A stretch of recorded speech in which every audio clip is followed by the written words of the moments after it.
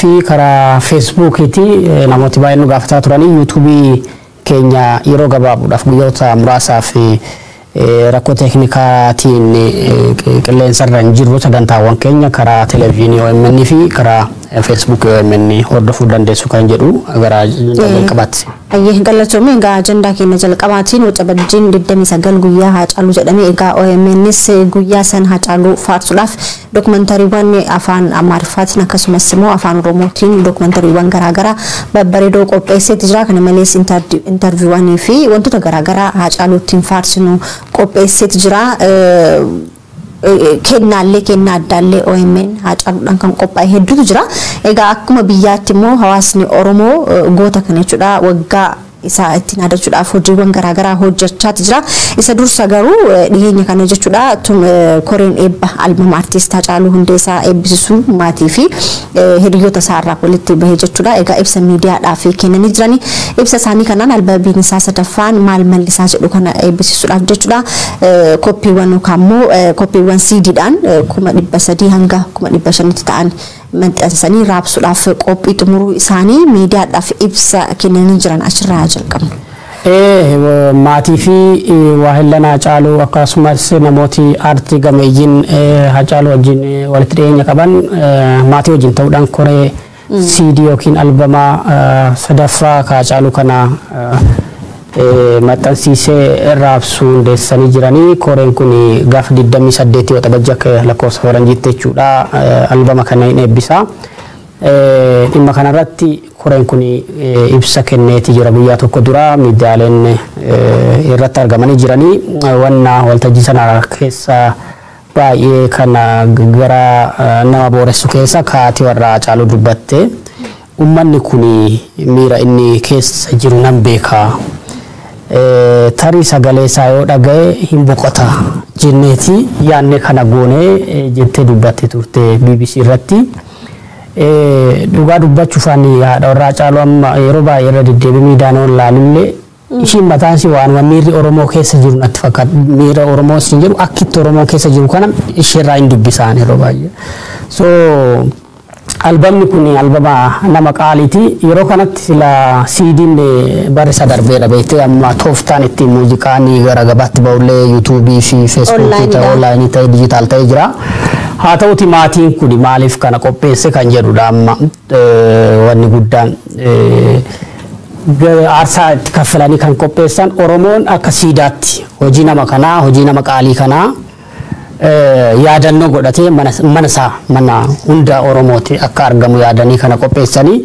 Kanaaf akkuma maatii fi koreen kun eeraa jiran namni hunduu oriijinaala CD kana akka bitatu siidaa Haacaaluu mana isaatti akka qabaatu yaadameeti godhame. Sadarkaa isaa akka eeggate sagantaan eebbaa albamii kanaas Finfinneetti qophaa'a jedhameeti jira. Keessummoonni jajjaboon jaalattoonni artiist Haacaaluu Hundeessaa hin argamanii dhiphina bootarraa kan hafe namni dhibbaan lakkaa'amu argamu malee jechuudha.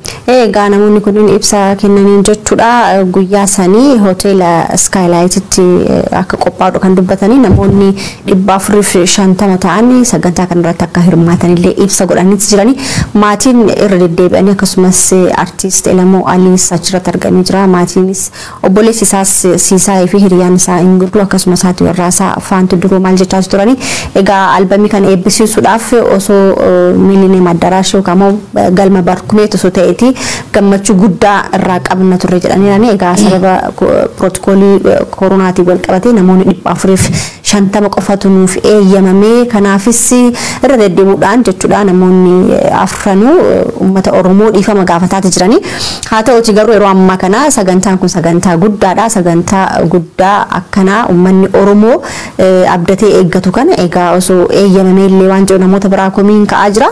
Maaf hojjettee yeroo garaagaraa qaamoleen mootummaas dura na filadhaatiif hojiiwwan garaagaraa piroojeektiiwwan garaagaraa eebbisuudhaaf biyyatti keessa naannaa jiranii haalli koronaan hin jiru iyyuu jettee itti ilaaltutu jira. Dhiyeenya kanas kan muummee ministeera gara Jimmaatti deeman yaadachiisuun hin danda'ama. Egaa sagantaa akkanaa qaalii kana wanti hunduu darbeeti jira. Egaa uummata kanas miira kana keessaa baasuudhaaf akkuma haati warraa jettee namni sagalee isaa kana dhaga'ee miira keessaa bahuu danda'a jettee dubbattee jirti. Anamma sirboottan isaa iTunes irratti galakkifamee ni jira. Sakandiiwwan 46 akkas ta'anii xiqqoo caqasuudhaaf yaalii godhee jira. Even miira san keessaa kan si baasu miti. Miiruma addaa sitti dabala, gadda addaa sitti dabala malee kaan caalaa ka xiqqi keessa galtu nama taasisaa waan ta'eef egaa namoonni kunniin dhiifama gaafataniiti jiranii homaa gochuun hin danda'amu. Gaafiiwwan garaagaraas kaasanii jiran. Egaa namoonni Oromoon namoonni biyya san keessa 85% isaa namoota baadiyyaa jiraatanidha. Egaa namoonni kunniin siidiitti fayyadamuu hin danda'anii akkam gama kaaseetti noo wanti addan jira jedhamanii gaafatanii jiranii. Akkuma kaaste yeroo ammaa kana kaaseetti miti siidiin iyyuu haala itti fayyadamtu miti namni gara onlaayiniitti dhufee jira waan ta'eef ta'us garuu Hacaaluun obboleessaatu kana jedhee Hacaaluun koo uummataati waan ta'eef uummanni gaafii akkasii kaasa taanaani wanti garasitti deemuudhaaf dhorkus hin jiru jedhanii jibbatanii jiran egaa. Maatiin kan dubbatan keessa gaggabaabsinee kaasuudhaaf bu'aa bayii akkamii keessa dabarsitanii CD yookiin albama dhumaa kana qopheessitan kan jiru gaafatamanii turanii waan baay'ee Hacaaluun gaafa lubbuudhaan jiru xumuree du'ee boqote wareegame waan ta'eef waan itti dadhabne baay'ee hin jiru. Haa ta'uuti garuu uummanni siidaa kana mana isaatii akka qabaatu Hacaaluun mataan isaa gaafa lubbuun jiru ani Oromoodhaaf qaaliidha jedhee ilma qaalii kana hojiiwwan isaa oriijinaala bituudhaan maatii fi ilmaan isaa bira dhaabbatuun baay'ee barbaachisaadha jedhee yaada. Hacaaluun bara isaa guutuu jechuu dandeessa. Ijoollummaarraa kaasee jireenya dhuunfaa isaa hin jiraanne jireenya Oromoodhaaf jiraataa ture. Yaadattoota yeroo garaagaraatti piroofaayiliin isaa yeroo himamaa ture waggaa 18 gati yeroo ta'etti mana hidhaa kan gale albama isaa jalqabaa gara sirboota 9 kan ta'an mana hidhaatti kan barreesse. Kanaaf barataa kichuu ta'ee kaayyoo Oromootiif haga sa'aatii aarsaa ta'utti nama Oromoodhaaf aarsaa kaffale. Kanaaf yeroo hundumaa bara baraan yaadachuun itti fufaa akka Oromootti albamni kun imimmaan Oromoo hin qoorsa ka jedhu abdii qabna jechuudha. Egaa gamanumaan eebba sidii kanaan durseessi hawaasni Oromoo bal'aan gama garaagaraatiin yaadannoo isaa mul'isaatu jira. Magaalaa Finfinnee keessatti egaa bilboordiiwwan albamni isaa suuraa albamni isaa sadaffaa kan ofirraa qabus iddoowwan garaagaraatti maxxanfamanii akka jiran egaa sooshaal miidiyaa irraa argineeti jira. Akkuma argaa jirtan kun naannoo Atlaas jedhamee waamamu magaalaa Finfinnee keessatti iddoowwan garaagaraatiin namoonni bilboordiiwwan kanneen biratti akka amma yeroo ammaa kan akka faashiniitti dhufee jira chaaleen jedhaniitiin iddoo kanatti fa'a bilboordiin kun jirutti suuraawwan ka'aniitiin fa'a namoota kakaasumaaf wanti fiduun jiru namootuma kakaasuudhaaf miirri akkasii magaalota biroo keessatti illee akka babal'atuuf namoonni carraaqii akkasiis gochaati jiran. CD'n maxxanfamu kun biyya keessatti magaalota Oromiyaa guguddoo keessa Finfinnee fi Dirreedawaa keessatti akka raabsamu himameeti jira karaa wabii promoshiniin kun maqaa ilma Hacaaluutiin kan intala Hacaaluutiin kan wabeeffame kan moggaafame kan warri biyya alaa jiran Amazon, iTunes fi pilaatfoormii garaagaraatiin argatuu danda'an jedhanii akka ati kaafte yaadannoo Hacaaluu kana hordofee baanariiwwan guguddaan magaalaa Finfinnee qofa keessa osoo hin taane bakka biraatti illee dhaabbatuu qabu. Kan biraa immoo namooti waan garaagaraa jalqabanii jiran fakkeenyaaf amma fakkii harkaan kaasuu kan fakkiiwwan fakkii waan Hacaaluu ibsu dorgommiin akkasiillee namoota jajjaboo Oromootiin ta'aati jira waan jajjabeeffamuu qabudha. Kun amma fakkii nama tokkoon kaafamedha. Yoo laaltu very impressive kan baratamnellee hin baratamne kun immoo Minneapolis akka Minnesotatti akka kaafame himama. Sagantaa yaadannoo Hacaaluu Hundeessaa Juulaay 23dha. Kun immoo kunillee achuma Minneapolis kennaa marga nama jedhutu kaasee Hacaaluun seeqee yeroo itti waltajjii tokko dooktaroota waldaa Kiimota Oromiyaa beeksisatti beeksisa tokko kun immoo mucaa bokkuu aart gaalarii Biraanuu Guutaa mucaa jedhanii Hacaaluu akkanatti kaasee yeroo tokko suura kana kenneefii ture Hacaaluudha. Gaafa irreechatti deemuudha. yaadannoowwan akkasii bakkeewwan garaagaraatti ta'aa jiranii amma miidiyaalee hawaasaa irratti raabsamaati jiran wanni Haacaaluu ibsanii goota kara kana yaadatta ka amma magaala keessa amma kun dorgommii kana akka Dooktar Naafiyaadii fi Haftaamuu Lamuufaan qopheessan natti fakkaata suura kana fakkii kana karaa garaagaraatiin hojjetanii jiranii namoonni walaloodhaan ibsuu danda'anii fakkiidhaan ibsuu hin danda'anii immoo tiishartiidhaan muuziqaadhaan waan nama kana ibsu hundumaanuu Oromoon ammatti duulee torban Haacaaluu kana keessa waan nama qaalii kanatti yaadachuu hundumaa dalagaati jira ka ittaanu tiishartii fakkii Haacaaluu irra jiru kuni hojjetaa waymen ka duraanii Abdiisaa Balaachooti tiishartii kana maxxansee raabsaati jira bakkeewwan garaagaraatti immoo fakkiiwwan goota kana ibsan hunda ka hammatan tiishartiiwwan armaan dura kitaabni illee maxxanfamee ture kitaaba qaalii jedha kitaabi sun yoo kana akkuma inni boqoteen qaalii kan jedhu seenaa Haacaaluu baayogiraafii fi hojiiwwan isaa kan ibsu gootummaa isaa kan ibsan kitaaba akkasii namni tokko maxxansee ture barreessaan tokko goota kan bifuma kanaan yaadataa deemta bara biraan jechuudha. Suni waan jajjabeeffamuu qabudha. Sirree duratanis waa tokko ilaalaa ture walaleessaa lataa kana innis egaa xalayaa walaloo garaagaraa barreessuudhaan nama beekamudha. Xalayaa Haacaaluudhaaf barreeffame jedhee egaa innis gama ofiitiin poost godhee jira. Dhiyeenya kanas fiilmiin magaalaa Finfinnee keessatti eebbifamu jira. Fiilmii Mo'aa jedhu waxabajjii 21 fi 27 irratti kan eebbifamu. Egaa fiilmiin kunis Haacaaluudhaaf akka ta'u jedhamee egaa torban yaadannoo Haacaaluudhaaf akka ta'u jedhamee egaa magaalaa Finfinnee keessatti galma jidduu galaatti eebbifama. Namoonni hojiiwwan aartii garaagaraa keessatti hirmaatanii jiran egaa haaluma danda'aniin wantoonni isaan hojjetan hundumtinuu yaadannoo Haacaaluutiif akka ta'u godhaatu jiru jechuudha. Namni geerarsaan ibsallee hin jira. Geerarsa tokko qopheessinee jirra jiitu gadnu dhisiitii walitti deemna.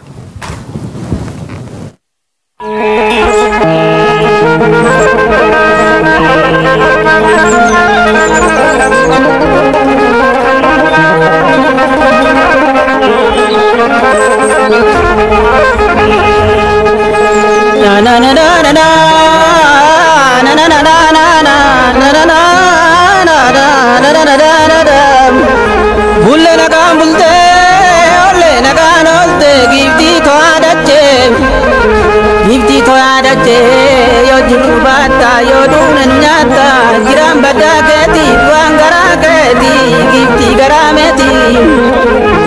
Waggaadhi badinee qabsoon addan jinne qaaliiwwan Oromoon abdataan barmee qajaataa Finfinnee. Qaaliiwwan Oromoon abdataan barmee qajaataa Finfinnee kuyyuu gaalin jiru. Sawan babasani aje bakki goota guyaan nama gaddiisi daldalaasani lafa sobaatiitti dhugaan keessummaadha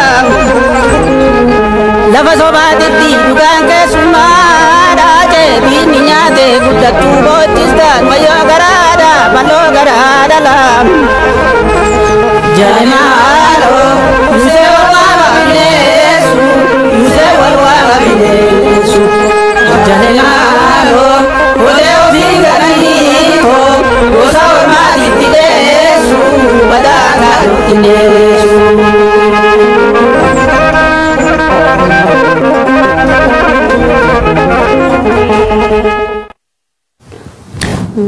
Na darbe namni tokko sirbee fi ture namni fakkii kaasuudhaan beekamu Yaaddeessaa Boojiyaa sirba haaraa baasee fi ture. Geerarsi amma dhageessan kun immoo geerarsaan hojjetamaa jiru daqiiqaa lama keessaa fayyadamne hawsoo Salaalee keessa nama ture Dajanee Kaasee nama jedhamuun ka hojjetame. Barreessaan geerarsa kanaa Yeedalloon geerarsa kanaa hawaasa Oromoo Salaaleeti. Walaloo akka barreesse immoo gaazexeessaa BBC ብዙ ወርቅ Olaanaa maatii Olaanaati. Akkanaan goota faarsan amma goota faarsuun maaliif barbaachisaa? Dhaloonni hunduu goota mataasaa qaba. Amma Haacaaluun goota dhaloota keenyaati, jenereeshinii keenyaati jechuudha, jenereeshinii qubee. sirba kana keessatti maqaa dhaa'ee jira generation keenya ta'uusaa namni sirba kana barreesse dhaloonni taan immoo goota mataasaa akka horatu bu'uurri asii jechuun bu'uurri dhaloota keenya jechuudha. Sanaaf immoo dhaloonni goota faarsaa deemuuf goota isaa kabajaa ulfina kennaafi gaaf deeme gooti biraa dhalataa deema jechuudha. Sanaaf wal faarsuun barbaachisaadha jechuudha. Egaa taatee kana wal qabatee namoonni dandeettii amma suuraa kaasuu fa'aa walaloo barreessuu fa'aa qabanii hojiiwwan garaagaraa hojjechuu danda'an jechuudha. Jaalala isaarraa kan qaban osuma hin yaadin biraallee waan dhabaniif namoonni xiiqii keessa galaniitiin hojiiwwan isaaniitti akka cimanii hojjetaniif waan gargaaris fakkaata. Ijoolleewwan xixiqqoon amma gama sooshaal miidiyaa irratti yeroo baay'ee hin darbaa geerarsa fa'aa sirboota Haacaaluun asii dura waltajjii irratti sirbe fa'aa arguun dandeettan namoonni garaagaraa jechuudha.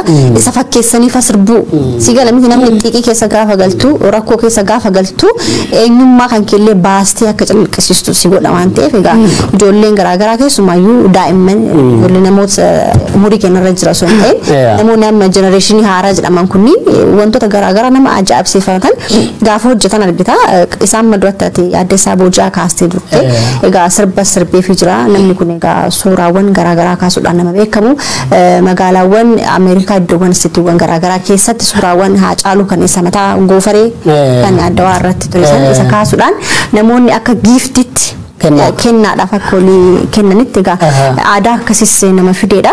Egaa Haacaaluun lubbuun nu biran jiru dhugaa nama qaalii guddaa biraa dhabnee ta'us garuu duuti isaa gumaallee baafachuu baaftu Oromoon haga danda'een yeroo hundumayyuu gadduu boo qofa osoo hin taane isa biraa dhabuun kennaa akka Oromoo tokkootti nuti eenyu eessa jirra namni kun nuuf wareegame nuu maal gochuu qabna tokkummaa keenya akkamiin cimsuu qabna kan jedhu irrattis egaa shoora olaanaa taphatee jira yaadaan. Akkuma an dubbadde Haacaaluun jireenya dhuunfaa isaatiif wareegamne ka wareegame Oromoodhaaf. Bara dargaggummaa ijoollummaa isaatii kaasee qabsoo Oromoo muuziqaa Oromoo jabeessuu aartii Oromoo tiksuu keessatti kan guddate dhumarrattis ka ilkaan afaan diinaa bu'e sababa Oromoo ta'eetiif sababa sagalee Oromoo ta'eef sababa dhageettii qabuuf sababa mataa Oromoo ta'eetiif. Kanaaf maatiin illee hawwiin maatii jabaan kanuma baay'ate.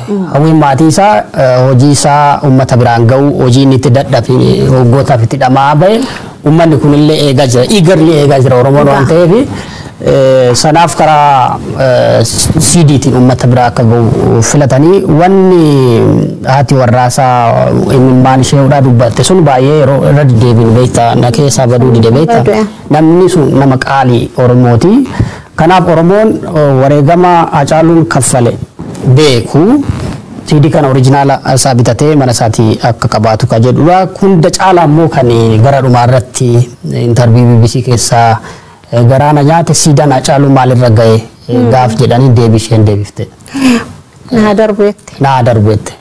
So wanni Haacaaluu baay'ee sensitive ta'ee jira Itoophiyaa keessatti dhugaan Haacaaluullee waggaa tokko oliif haqisaa akkuma awwaalametti jira. Bara Oromoon bilisoomee bara Oromoon humna godhatee biyya san keessatti dhugaa argate siidaan Haacaaluu handhuura Oromiyaa Finfinnee keessatti inuma ijaarama. Sun hawwii Oromooti. Wallaansoon Oromoo itti jirullee sanadha irra dabarre jechuun bara kan irra ce'e. Egaa sagantaa keenya odeessaalee darbeetiin illee jennee jirra. Egaa siidaan dhakaadhuma dhaabbatudha. Suni wanti inni fidu homaan jiru Haacaaluun onnee sammuu uummata Oromoo cufa keessa jira waan ta'eef isin illee kanaaf ta'anii Oromoo itti dhagaamisanii dubbachuudhuma dhabdeeti. Egaa waan nutti dhagaamusitti immoo hagam dhagaama jettee yaaduu hin dandeetta. Abiraam hunda caala kan na aarsellee egaa ibsa kana gaafa argitu suuraadhaan gallakkifamaa ture. Miidiyaan gaafa mootummaanis ta'ee bakka wayii oduu wayii gaafa jiraatu miidiyaan biyya san keessa jiran tokko lama osoo hin ta'in qofa yuutuubiidhaan illee namoonni dhuunfaan jiran hedduutu irratti hirmaata. Ibsa kana gaafa argitu miidiyaawwan achirratti argaman illee baay'ee haguudha. Namoonni achirraallee baasanii jechuma isaanii kanallee ergaadhuma isaanii kanallee uummata biraan ga'anii eenyu fa'aa jettee gaafa ilaaltullee baay'ee si aarsa maaltu ta'aa jira si galee waan darbee miti waggaa irra jirra miti harroo eessa jirra harroo maal gochaa jirra kan jedhu gaafa yaaddu waan baay'ee nama garaa nama gubuudha si gala. Even live dabarsuuf warri yaalan turanii jiranii live illee akka dhorkaman dhagayetan ture. maaliif akka karaa kana filatan naan galu warri nageenya walitti mootummaa maaliif kana gochuu akka filatan naaf hin galu gara jalqabaa yaadattoota Haacaaluun gaafa wareegamu warra mootummaati gadi ba'ee ka gadda ibsataa ture. Maaltu jijjiirameeti kaarra gadi ba'ee miidiyaadhaaf hiree dhoowwatan maatii isaa. Maaltu jijjiirameeti kan sagantaan isaa akka laayiviin dabarre kan godhamu. Maaltu jijjiirameeti kan galma nama 450 qofaan albamii isaa eebbifamu jettee gaafachuu qabda beektaa. So karaan mootummaan qabatee waan shakkiisu baay'ee jira. Haacaaluu irratti kanaaf gootummaa fi hojiiwwan isaa bara baraa yaadatamanii siidaan hojiiwwan Haacaaluu laphee qalbii fi sammuu uummataa keessa jira barayyuu hin dagatamu. Yeroon kun hin darbaa akka sabaatti obsuu qabna jechuudha. Hojiiwwan isaa wajjin wal qabatanii waa karaa yuutuubiitii waan deemaa jiru irratti gabaabsinee asii keessaa sirriidha. Duratti ilaalaa ture beekama bineensi bosona jira jenna malee wanti bineensa caalu namni bineensa kun waraabessa facaalu addunyaa kana daawwatee jira si galamti. Egaa albamii isaa eeganii du'ee booda sirbi isaa galatoomaa jedhu egaa hatamee bahee uummata biraan gaheeti jira. Obboleessaas ibsa kanarratti haasaatti ture galatoomaa sirbi isaa sunini istuudiyoo keessaa hatamee akka hin baane uummata Oromoodhaaf mirkaneessuu barbaanna.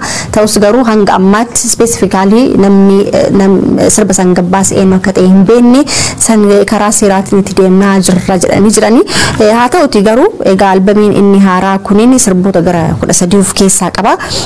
Inni tokkoffaan mata duree isaaniiti jechuudha. Eessa jirtaadha, lammaffaan ilma namaa, sadaffaan kuullee koo, afraffaan foon irraa citee, shanaffaan goota koo, ja'affaarra kan jiru immoo kan sidinqoo jedha. Torbaffaarra kan jiru immoo egaa tiraakiiwwan hatamanii baan keessaa isa galatoomaa jedhudha. Saddeetaffaarratti egaa mata duree CD kanaa yookaan immoo albamii sadaffaa kanaa kan ta'e maal mallisaa kan jedhudha. Saglaffaarratti nan gaabbee, kudhanaffaarratti immoo xiqqatu guddaa caalee, 11ffaarratti immoo haadha wabii jedhee egaa haadha manaa isaatiif asin durallee olmaan kee kan jedhu weelliseefii jira. Asirratti illee weedduu haaraa qabatee jira. 13ffaarratti ajaa'iba, 14ffaarratti na qarqaarii kan jedhu of keessaa qaba. Egaa sirboonni kunniin sirboota jaalalaallee of keessaa qabanii kan naannoo Kamisee kan gara Harargee kana sirba Usmaan miti Umar Suleemaan ittiin beekamu baalee waan akkasii kan fakkaatus of keessaa qaba. Irra caalaa wanti si aarsu maal inni iTunes irratti egaa sirbi isaa kun CDdhaan kan eebbifamu akkuma jettee waxabajjii 28 ta'us garuu gama iTunestiin online irratti sirbootan kunniin galakkifamanii jiranii daqiiqaawwan sekondiiwwan muraasaaf jechuudha. Haa ta'uti garuu tiraakiin lammaffaan ilma namaa kan jedhu sun jechuudha. Egaa gabaadhaaf ooleeti jira. Namoonni immoo sirba kana kara seeraan hin taane jechuudha. Egaa sirba kana rikoord godhanii YouTube haaraa haganumatti bananii egaa YouTube irratti gallakkisanii jiranii. Maaliif barbaachise si galaama namni kun takkaa du'ee ijoollee sadii nuuf kennee deemee jira. Egaa ijoollee sadii bara kana keessa guddisuun hagama kan nama rakkisuun beektaa. Bara baraan immoo harka namaa ilaaluun nama rakkisa. Egaa namoonni kun wal gargaaranii maatii fi hiriyoottan isaa waliin ta'anii CD kana eebbisanii jiranii. Haa ta'uti garuu sirba kana karaa hin taane baasanii namoonni argamee jira. Egaa sirbichi maal jedha? Carraa ilma namaa jalqabaaf dhumasaa tilmaamuun hin ulfaataa waan hunda keessaadha. Carraan namaa kun wanti jalqabaaf dhumasaa maal akka fakkaatu wanta hunduma keessaayyuu tilmaamuun nama dhiba jedha. Egaa waa'ee ilma namaatti kan faarse kana keessatti YouTube irratti gallakkifamee jira. Egaa namoonni gama garaagaraatiin YouTube irraa sirbi kun riipoort godhuudhaan akka balleessitan egaa isin gaafanna. Maqaa maatiitiin maqaa ijoollee isaatiin screenshot goonee sadarkaawwan akkamitti itti deemuu qabdan kan jedhu isin biraaf. YouTubeewwan hojii namaa saahatan kanneen riipoort gochuudhaaf bifa kana fayyadamuu dandeessu. Listeetuma riipoort gochuun dandeettanii Gmail akkaawuntii yookaan akkaawuntii email akkaawuntii qabaachuu qabdanii gubbaarratti egaa jalqaba lakkoofsa irratti mul'isa gara mirgaatiin jechuudha. Isa tuqxan jechuudha riipoort kan jedhu isiniif dhufaa itti deebinaaniif amma wajjin. Egaa baay'ee nama gaddisiisa wanta akkanaa gaafa laaltu guyyaadhuma muraasa keessatti egaa jalqaba irratti akkuma argitan bakka keellootti marfame san achi bira yoo tuqxan riipoort kan akkasii dhufaa isan tuqxanii ittaansee maaliif riipoort godha kan jedhamu infringes my right mirga abbaa qabiyyee kan jedhudha. Isaan riipoort gootanii copyright issue jettanii next tuqxanachi booddee inni direct next sana booda akka kanaan keessaa baatan Facebook sobaa fi kan hojiiwwan namoota akkasii hatanii gurguratan jechuudha online. Kana maaliif kaasuu barbaadde seeta Abrahaamii asin dura yeroo tokko yaadatta miti sirba namoonni akka haqamu egaa Oromoo walii galeetiin haqa jedhamee jennaan namoonni akka itti fayyadaman hin beekan egaa amma amma dhufe beektaa wanti social mobaayiliin kun maal kun waan ta'eef namoonni akka akkatti deeman waan hin beekneef sirba namtichaan subscribe godhanii follow isaa ol baay'isan waan ta'eef egaa gama kanaatiin uummata kana bira haa dhaabannu dhenga dallee an kaasee ture beektaa wal saaxiluun irraa eegamaa kanaafuu kana hojjechuudhaan maatii kana bira haa dhaabbattanis ni jenna. Maatii kana bira dhaabbachuun baay'ee murteessaadha. Fake pageewwan kunneen yeroo muraasaaf kan akkas rakkisan jedhee yaada. Haga YouTube'n maqaa Hacaaluutiin baname sun monetize ta'utti sana booda ofuma riipoortii waan godhatti fakkaata. Garuu immoo namooti dhugaan Oromoo isin marartu diinni kana gochuullee hin mala. Materiaaliiwwan kanneen yookiin sirboota kanneen peejii Hacaaluu Hundeessaa jedhurraa akka dhaggeeffattan sun galii fida jechuudha. Peejiiwwan sobaa maqaa kanaan banaman immoo akka saaxiltanii riipoortii gootanii cufsiiftan jechuudha. Guyyaa tokko dura peejiiwwan lamaan tokko banamanii cufsiisuudhaaf yaalii godhamaa ture. Kan jalqabaa cufameera natti fakkaate isa lammaffaadha. Badina akkasitti fufuu danda'a namni keenya itti duulee waan akkasii gabaasuu qaba jechuudha. Sirri egaa maatiinis ta'ee koreen hojii kana qindeessaa jiru egaa gama feesbuukiitiin fuulli feesbuukii isaa banamee jira. Hojiiwwan awareness create gochuu hedduudha kan hojjetamanii jiranii kan yuutuubii kana garuu yoo ilaaltu xiqqoo waan laafe fakkaata waan ta'eef egaa namoonni hojii kana irrattis irra jirtan yoo jiraataniif egaa kanas irratti sirriitti akka itti tumsitanis ni jenna. Gaaf durii beekta kaasettiin gaaf ture kaasettii irraa koppii godhaniiti namarraa inni iyyuu patent right wajjin rakkoo ture. CDs dhufee CDs koppii gochuu jalqabe namni CD barni gootee CD biraatti dabarfattaa amma digital age kana keessa CD fi kaasettiin hafanii jennaan immoo karaa kanaan dhufe namni hanni jechuun akkuma teknooloojiin jijjiiramaa dhufu hannillee tooftaa haaraa hanni waanuma jiru ta'ee garuu namni irraa hattullee hin jiraabe sigaa namni kun lubbuun hin jiru egaa maatiin ijoolleen isaa hin jiranii nama akkanarraa immoo hatuun hin beeku namni akka yaadu bineensi ani bosona jira siin jedhe sun bineensi bosona hin jiru dhugaa rabbii magaalaa jidduu jira waan ta'eef sammuu teknooloojii of harkaa qabudha. Dhibbachaa nutti adda barru. Qondaalli olaanaan adda bilisummaa Oromoo gaaf jalqabaa miseensa waraana bilisummaa Oromoo ture obbo Dheengee Huseen Kulaa jedhanii namni kun kibba Oromiyaatti dhalatee guyyaa kaleessaa boqachuu gabaafamaatti ture. Namni kun gameessa siyaasaa Oromoo ture nama waggoota 30 oliif qabsoo Oromoo keessatti dabarseedha. Dheengee Huseen jechuun nama kana Somaaliyaa, Yugaandaa, Taanzaaniyaa, Keeniyaa, Afrikaa kibbaa fi Eritiriyaa dabalatee lafa hedduutti hojii hooggansaa itti kenname raawwachuun gahee isaa bahaa ture jedhanii hoogganoota zoonii kibbaa kan waraana bilisummaa Oromoo akka Marroo fi Gollichaa fa'aa nama barsiisee jedhani. Egaa namni kunini hooggantoota zoonii kibbaa kan akka Jaalmaroo Gollichaa fa'aa nama barsiisedha. Egaa kana malees dippiloomaasii waraanaa hojjechaa ture.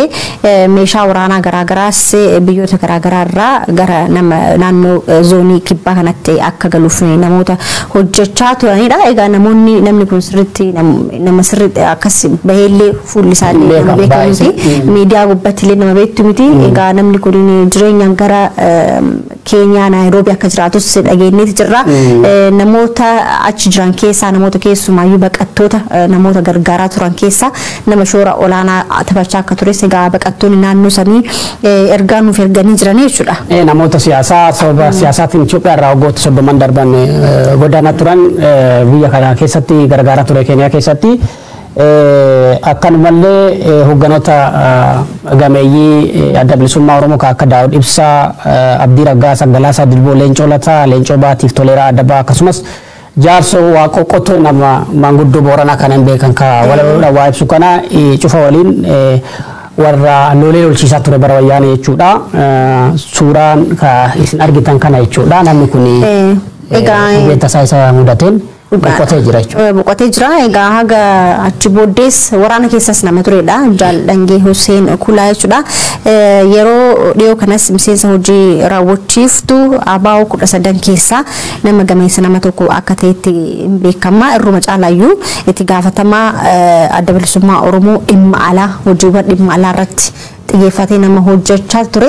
Egaa akka tasaa dhukkubsatee torban 3 keessa ciisee ture. Boodarraa du'uu isaanii dhagahameet jira. Egaa maatiin isaa namoota sabeekan hiriyoota isaa akkasumas immoo jaalleewwan qabsoo isa wajjin turtan hunda keessaniifuu jajjabina isinii hawwinaa. Egaa sagantaa keenyaa wal qabatee jechuudha. Egaa boqotuutti dubbii himaa adda bilisummaa Oromoon ka alaa ture dhimma alaa ture. Raamata isaanii haa godhu jennaani. Dhimma keenya kabiraatti ceenee jirra. OMN fi tumsii fi maliin hawaasaa kutaalee addunyaa garaagaraatti jalqabamuuf jira. Ji'a Julaay gara jalqabaarraa kaasee sana guyyoota isaanii dheeritii fi mariin suni maal akka ta'e irraa soofnee dabarra.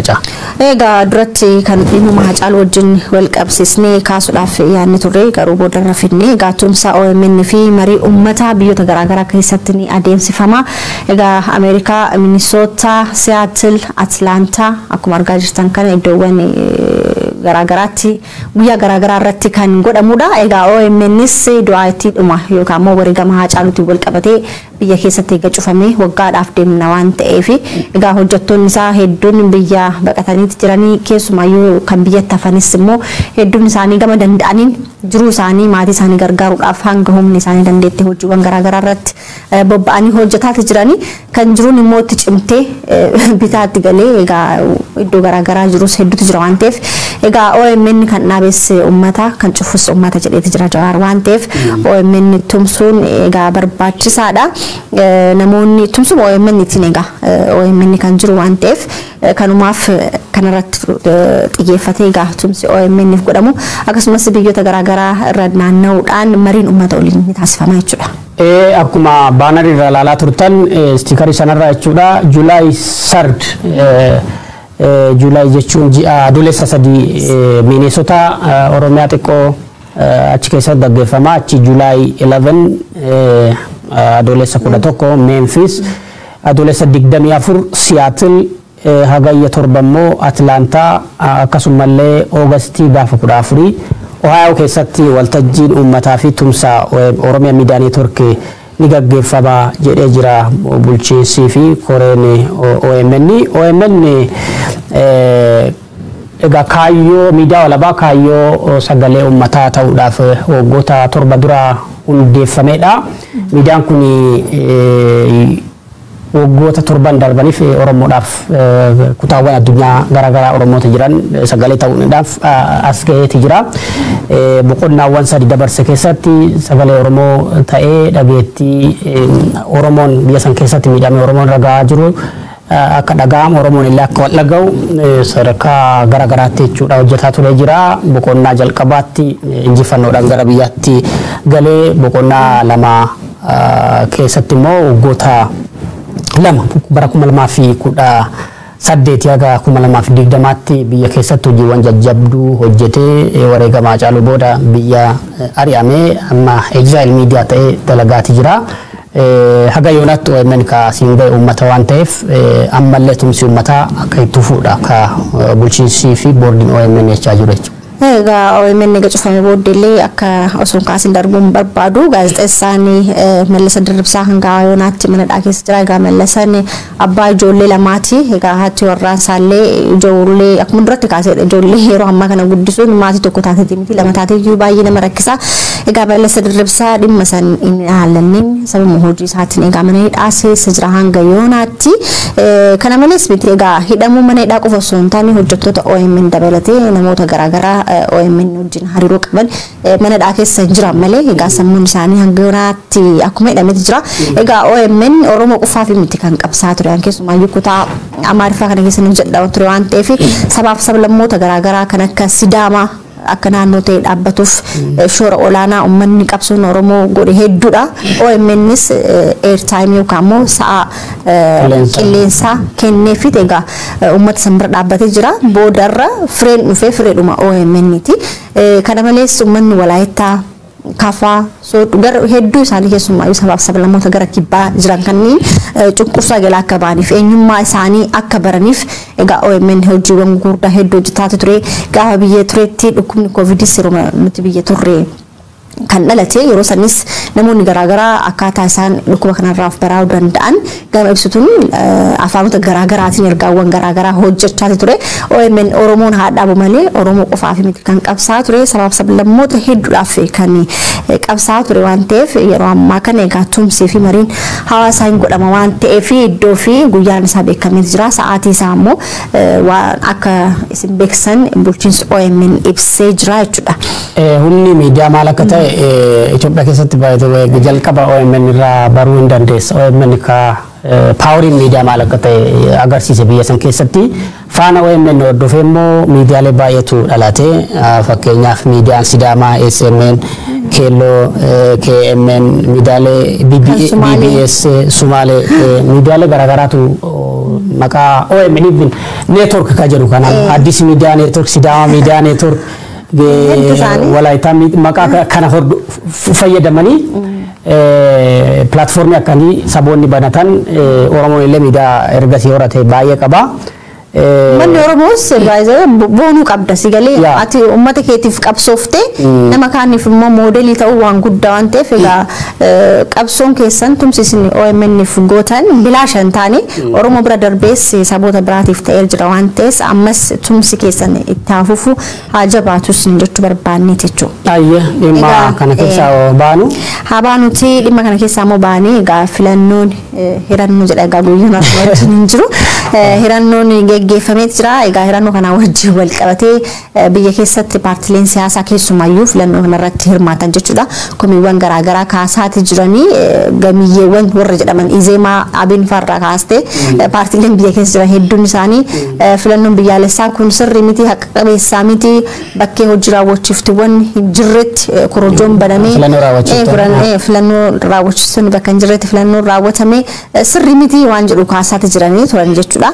Egaa kana bira darbeessi imbaasiiwwan UK keessa jiran kan biyyoota garaagaraa filannoon kuniin sirrii akka hin taane kana bira darbeessi filannoon godhame kun jijjiirama biyya san keessatti fiduudhaaf shoora homaa akka hin taphannes egaa ibsaati jiran jechuudha. Imbaasiin Ameerikaa jechuunis ministeerri dhimma alaa Ameerikaa dhimma filannoo Itoophiyaa irratti komii guddaa kaasee jira. Adeemsi filannichaa lammiilee hundaaf qabeessaa fi bilisa hin turre jedhee jira. Kana jechuun biitti rakkoo nageenya jabaa keessa bakka jirtutti walitti bu'iinsi dabalaa bakka jirutti filannoo gaggeeffame waan ta'eef filannoon kun rakkoo Itoophiyaa tana hin fura kan jedhu abdiin qabu bulchiinsi United States ka jedhu dimookiraasiin dhugaa jedha ibsa kanaan yeroo lammiileen hundi keessatti hirmaatan dhaabbileen mootummaa iftoomina qabaatan gaafatamummaan yoo jiraate dhugumaa filannoo qofaan immoo dimookiraasiin dhugoom kophaatti filannoo mataa isaatiin kophaatti dimookiraasiin dhugaamu hin jiru. Filannoon Itoophiyaa immoo jedha filannoo Itoophiyaa bakkee mormitootii baay'een filannoo lagatanitti boykoot godhanitti morkittoonni ciccimoon filannoo kana keessatti hirmaachuu malan immoo mana hidhaa bakka jiranitti akkanumallee jeequmsi hamaan biyya bakkee unkuraa jirutti gaggeeffame. Kanaaf marii biyyaalessaa isin barbaachisaadha. Egaa kan imbaasiiwwan UK kaleessa ilaalaa ture iddoo biyyoota imbaasiiwwan gamtaa Awurooppaa keessaa biyyoota kudhanii hedduun isaanii ibsuma wal fakkaatudha. Irra deebi'anii kaasuun hin barbaachisu. Egaa filannoon kun sirrii akka hin taane jalqabumarraayyuu namoonni hedduun kaasaati jiranii. Egaa hawaasni addunyaa kaasuu bira darbee boordiin filannoo illee rakkoowwan garaagaraa keessa darbeeti egaa filannoo adeemsee jedhee kan dubbate egaa filannoon kun dhumatee inni manni ammas egaa kan itti aanu hin jira waan ta'eef komiin gamanumaatti ka'aati kan jiru. Egaa kanumaanis wal qabatee adda bilisummaa Oromoos ibsa baaseeti jira. ibsi isaaniillee yeroo ammaa kana amma hedduun isaanii mariin biyyaalessaa akka barbaachisudha wanti guddaan argaa jirtu warri Ameerikaallee egaa filannoon godhamee booddee mariin biyyaalessaan barbaachisa jedhanii dubbataa turanii egaa biyyattiin suniin namoota hedduutu egaa ija itti qabatee jira waan ta'eef mariin biyyaalessaa kun barbaachisaa akka ta'e paartiiwwan morkatootaa dabalatee dhaabbileen addunyaa hedduun irraa haasaa jiran jechuudha. Filannoo kana oolee Itoophiyaan hiramuu dandeessi kan jedhu amma yaadoo guddaan diviziif waan karaa itti mootummaan deemaa jiru kun uummata qooduu danda'a biyya diiguu danda'a kan jedhudha. Kanaaf amma kaleessa amma paartileen morkatootaa kunneen marii biyyaalessaa gaafa jedhan maaliif akkas jettu jedhanii ture. Amma hoggana Izeemaa Girmaa Seefuu namni jedhamu marii biyyaalessaa gaafa jedhu hogganoonni Oromoo akkamitti marii biyyaalessaa jetta eenyu aangoo jechuun akka waan dheebuu aangoo barcumaa waan qabaataniif itti fakkaate jechuudha. Garuu Itoophiyaan marii malee fayyuu akka hin dandeenye amma hawaasi addunyaa itti walii galee gar tokko paartileen biyya keessa jiran gar caalaan isaanii itti walii galanii filannoon Itoophiyaallee filannoo dhugaa filannoo bilisaa fi kan lammiileen keessa qooda hundi keessatti hirmaatan akka hin taane namni itti walii galee keessumaa immoo lolli kaaba Itoophiyaa jiru kun hammaata gaafa dhufe biyya diiguu danda'a kan jedhu yaaddoon guguddaan karaa hawaasa idil addunyaati. Sanaaf mootummaan irra caalaa irra deebiin waan kana gaaf kaaftu marii hin sodaatu mootummaan Itoophiyaa marii waan jedhamu hin barbaadu. Garuu biyyi mariidhaan ijaaramti. Biyyi wal amantaadhaan ijaaramti. Biyyi waliigalteedhaan silaa filannootti illee kan seenuun irra ture. Sun hin taane. Gara calqabaa yaaddu yeroo mootummaan Ameerikaa dhimma filannoo irratti namichi special envoy suni waa'ee marii kaasanii jilli Ameerikaa suni marii biyyaalessaa akka jedhamu filannoo booda goona jechaa ture mootummaan Itoophiyaati. I think ammas waadaa san hin nyaatamoo hojiitti kan jedhu gaaffii natti fakkaata. Haa ta'uti garuu maaliif mootummaan kun yeroo hundumaa marii irraa dheessa kan jedhu yeroo baay'ee na yaada beektaa. Namni marii baqatu nama akkamiiti? Personaal yoo laaltu namni marii dibeetii falmii dhiyeessu nama qawwee filatu nama jechuun ga'umsa hin qabne kompiitensii kan hin qabne jechuudha. Caasaan mootummaa kompiitantii hin taane hoogganooti mootummaa kompiitantii hin taane tokko mariin sodaachuun ga'umsa dhabuurraa madda. Lammeessoo immoo yakka guddaa dalagan amma yakkoota sukkanneessaa amma ajjeechaa hidhaa Oromiyaa keessayyuu kan lakkoofsaan hin ta'in raawwanna namni kuma kudhanii nama ajjeesanii addaabaa irra naannessu. Kan kanaaf itti gaafatamummaa waan jiraatuu fi yoo diyaaloogiin yookiin mariin jiraate gara mariitti seenuun hin barbaachisu kan jedhudha. Kun adeemsa wayyaaneen illee kanumatti turte. Wayyaaneen dhumarraa dhiibbaan karaa biyya keessaas biyya alaas itti hammaatee mariitti deebitee yaa riiformiin soobaa sun dhufee amma biyyi gaagaamte malee isaanis mariin fedhan. Amala yaadigi sana immoo deebitee bilchiginnaan dhaalte jechuudha marii biyyaalessaa kan ilaallate. Egaa namoonni tokko filannoon kun namoota amma morkattoonni hedduun isaanii filannoodhaa dhiibamanii ba'anii jiran keessumayyuu kan naannoo Oromiyaa keessatti filannoodhaaf hirmaachuudhaaf hojiiwwan garaagaraa hojjechaa turanii egaa namoonni hedduun namoonni qaamolee siyaasaa hedduun Oromoon isaanii mana hidhaa keessa jiranii egaa filannoo kana paartiin kun kophuma isaati kan adeemsifate jechuudha. Egaa barcuma isaa ho'ifatuuf iyyuu miti isumayyuu as garagalee filannoon inni adeemse kun rakkoo guddaa akka ta'us egaa namoonni hedduun irraa dubbataa jiranii yeroo ammaa kana rizaaltii filannootiinis wal qabatee wanti hedduun paartileen baay'een amma komii kaasaa jiranii warri Izeemaa kan filannoo kanaaf harka rukutaa turan Biraanuun Faatam intarviyuu kennan irratti filannoo baay'ee haqa qabeessa ture jedhee egaa intarviyuu gaaf jalqabsa baleen gaaf kennamsa ergasii amma paartileen Izeemaa dabalatee gara kibba keessa jiran baay'een isaanii ka Affaar dabalatee filannoo kana tokkoffaa taajabdoota isaaniitti irra dhiibbaa ture. Raawwachiiftota filannoo irra dhiibbaa ture. Kabiraammoo namoota warra taajabdoota filannoo kana gara filannoo bakkee buufata filannoo keessa baasu akkan seenne dhoowwaa turanii filannoon gara caalaan immoo duruma qabxii isaa hin beekama ture. Kanaaf mootummaan dhiibbaa guddoo godhee filannoo warri abdattillee amma paartilee finxaaliyyaa Amaaraatuun abdattee turte Finfinnee keessatti keessumaa sagaleen isaanii hin jiru almost jechuu dandeessa. Amma paartiin Baldaras amma Amaara naashinaalistii sabboonummaa Amaaraa kan qabu amma Abinii wajjin paartii waltumsuudha tama gaagaabii.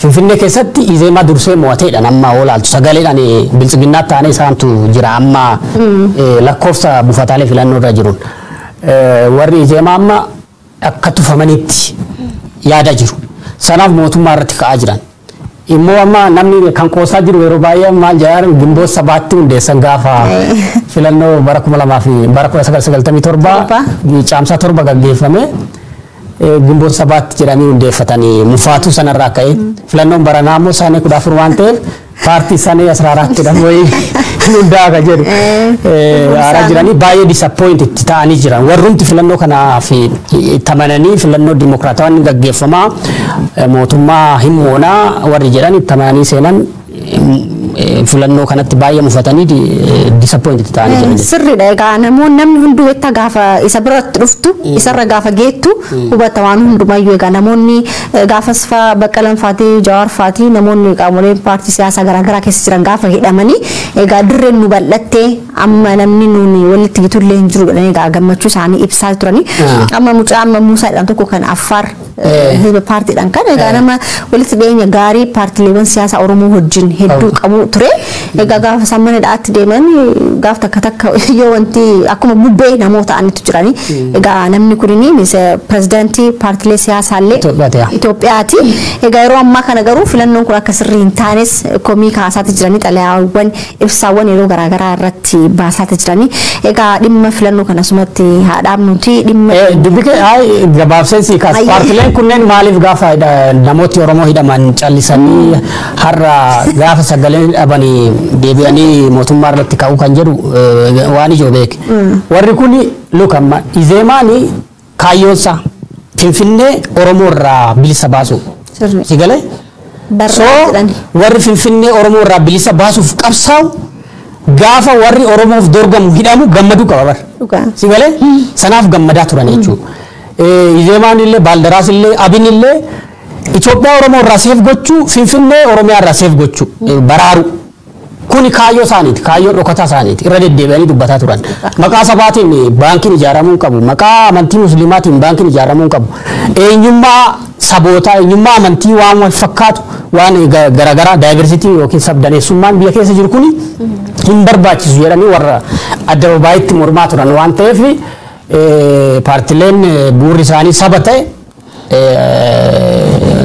maaliif TPLF irratti akkas duutasitti fakkaate because beeziin isaanii saba waan ta'eef isaan Itoophiyaa barbaadu Itoophiyaan eenyu akka taate isaantu deebisuu qaba kaayyoon isaanii isa waan ta'eef paartileen Oromoo paartileen maqaa sabaa qaban filannoo keessaa gaafa ba'an isaaniif cidha jechuudha. Egaa isaanis kanaaf ta'a wanti isaan abdatanii fi wanti isaan eeggatan akka hin taanetti taate egaa jechuma namtichi haasa'u isaan dhugama isaanii isaan illee wajjuma harka dhaanaa turanii boodarra garuu akka hin taane waan hubataniif fakkaate egaa komii kana kakaasaa jiranii komiin kun amma jalqabe malee kana caalaas finiinee jeequmsis magaalaa Finfinnee dabalatee naannoo Amaaraa fa'a keessatti filannoo kana wajjin wal qabatee akkuma jettee egaa isaan wanti eegaa turanii naannoo Finfinnee taffiitti dhuunfachuu ture waan ta'eef kantiibaa fa'aa ta'uu barbaadu sirri wanti kun hin ta'u taanaan garamitti deemuuf ta'anii mootummaan kunis immoo akkanumaan barcuma ofii ifatee waggoottan 5 kana akkumatti dhiibaa jiru kanaan namoota ajjeesaa tumaa akkasitti bulchalle taanaan egaa boruu iftaan namoota kanneen wajjin akkamitti jiraachuu danda'a kan jedhus gaafii guddaadha sawwaan walumaan ilaallu ta'a egaa sa'aatiin kennallee nu daangeessa waan ta'eef mee gara naannoo Tigraayitti haa deemnuti hojjettoonni waldaa hakiimota jedhaman Doctors Without Borders hojjettooti sadi jala ajjeefamu Tigraay keessatti gabaasa baasanii jiranii kun logo isaaniiti Doctors Without Borders jechuun jaarmiyaa walaba jaarmiyaa siyaasaa irraa bilisa akka Red Cross yookiin waldaa fannoo diimaati hojjettoota sadiitu naala ajjeefamee jedhee gabaasa baasee egaa hojjettoonni kunni takka lammii Ispeenii kan suuraa asii argitanii lamaan immoo lammiilee Itoophiyaati egaa namoota dhalattoota naannoo Tigraay ta'anidha egaa isheen kun maqaan isii Maariyaa Hernaandez yoo jedhamtu inni kun immoo Yohaannis Harloo fi konkolaachisaa isaa wajjin ture Teedros Gabra Maariyaam namoota jedhamtu egaa ajjeefame. Namoonni kunniin namoota naannoo sanitti waraana naannoo Tigraayitti ka'een wal qabatee namoonni garaagaraa dhibban irra ga'e kumaatamaan lakkaa'aman hedduu jiranii. Egaa namoonni Doctors Without Borders jedhaman kunniin namoota rakkoo nyaataatiin waraanaan dhahaman kanneen gargaaruudhaaf hojiiwwan tola ooltummaa hedduudha kan hojjechaa jiranii. Namoonni kunniinis hojii wal fakkaatu kanaaf garasitti osoo imalaa jiranidha. Egaa daandii irratti akka ajjeefaman kan himamaa jiru jechuudha. Caaltuu amma gabaasa warra kanaa akka laalaa turetti karaa sukkanneessaa ta'een ajjeefaman jedhan hojjettoonni kun sadeeni akka maqaa isaanii irraa hubattu Maaree Hernandez lammii Spainii Doctors Without Borders kunillee beeziin isaa bu'uurri isaa Spainitti hundaa'e. Yohaannis Salafoomii fi Tewoodiroos Gabra Maariyaam kun dhalootaan namummaa Tigraay maqaa isaanii irraa akka hubattutti. Reeffi jara kanaa konkolaataa ittiin deemanii cinatti argamee jedhanii konkolaataa meetira 5 siiqeeti bruutalii ajjeefamanii jechuudha. Karaa sukkanneessaa ta'een ajjeefamanii tana dura yaadattoo ta'e nullee gabaasni turre hojjettoonni jaarmiyaa kanaa Tigraay keessatti haleellaan irra ga'ee ture gaafa waraanni kun eegalee ji'a 4 ji'a 3 gara namoota 5 kan ta'an hin ajjeefamne malee shufeera isaanii dabalatee miidhaan yookiin haleellaan irra dhaqqabee ture ammallee namni tokko shufeera warra kana keessaa isheen koordineetariidha. Kun gargaaraadha. Sadaffaan immoo shufeera isaaniiti. Wanni kun maalidha? Amma wanni kun bulchiinsi warri TPLF hin ajjeefne jedhan. TPLF miti mootummaa ajjeese waraana biyya Ameerikaa ajjeese jedhanii warri mootummaa Itoophiyaallee TPLF ajjeese jedhanii. Akkasitti lubbuun hojjettoota gargaarsa namoomaa nyaatamte jechuudha. Pireezidantiin biyya sanaa kan Spain Pedro Sanchez namni jedhamu gadda guddaa itti dhagahame maatiidhaaf dabarseeti jira. Doctors Without Borders bu'uurri isaa lachuma jaarmiyaan kunillee jaarmiyaa Spain waan ta'eef akitta isaan ajjeefame baay'ee gaddisiisaadha. Baay'ee hedduu sukkanneessaadha. Warri United States illee dhimma kana balaaleffatanii ibsa baasanii jiranii. Irra deddeebiin waan akkasitti Tigraay keessatti waan raawwatamaa jiruu fi kun yakka waraanaati. International Humanitarian Law bu'uura godhattee olaaltu kun yakka waraanaati. Naannoon sun naannoo waraanni keessa jirudha actively. Bakkee waraanaa kanaatti irra deddeebiin kan kaasaa turre namooti deeggarsa namoomaa kennan miidiyaaleen namooti nagaa namooti fayyaa namooti deeggarsa midhaan nyaataa kennan ajjeefamuu qabanii ajjeefamuu osoo hin taane haleelamuu qaban seerri International Humanitarian Law kan jedhu.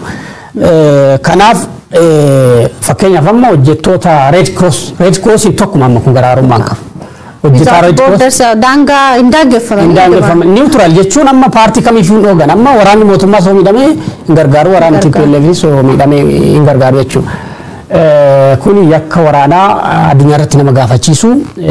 Kanaaf warri kun immoo addunyaa irratti jaarmiyaa beekamaadha. Bakkee waraanni jiru, bakkee beelli jiru, bakkee hongeen hammaatan jiru hundumattuu hin mul'atu waan ta'eef loogoon isaaniillee beekamaadha. Addunyaa maraatu isaan beeka warra dhageettii qabanii. Kanaaf maqaa waraana mootummaatiif TPLF ajjeesu waraanni mootummaa ajjeesuuti. Maqaa gaarii miti badii guddaa badii hamaa badii namoomaati badii raawwatamuu hin qabne waraana keessatti warra hidhateen ala namni kamiif eegumsi godhamuuf qaba. Even warra boojii